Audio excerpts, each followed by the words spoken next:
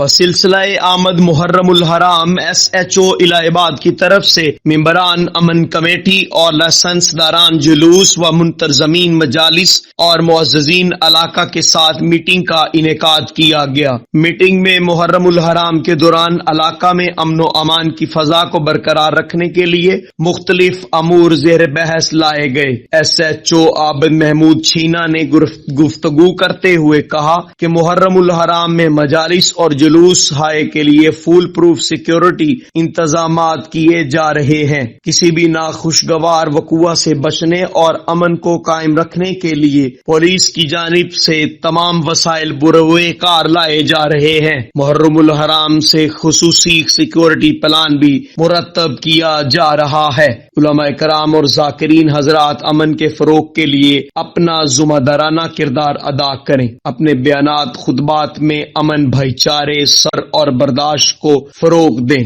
نفرت اور شرانگیز بیانات سے گریز کریں، پولیس کے ساتھ تعاون کریں اور قیام امن کے لیے اپنا کردار ادا کریں۔ شہر کا امن خراب کرنے والے عناصر کے ساتھ سختی سے نمٹا جائے گا۔ دوران میٹنگ شرکاء کی جانب سے سیکیورٹی کے لیے پیش آنے والے مسائل اور تجاویز پیش کی گئیں۔ SHO نے تجاویز کا خیر مقدم کرتے ہوئے مسائل حل کرنے کی یقین دہانی کرائی۔ کیمرہ ٹیم، بڑی خبر، الہ آباد۔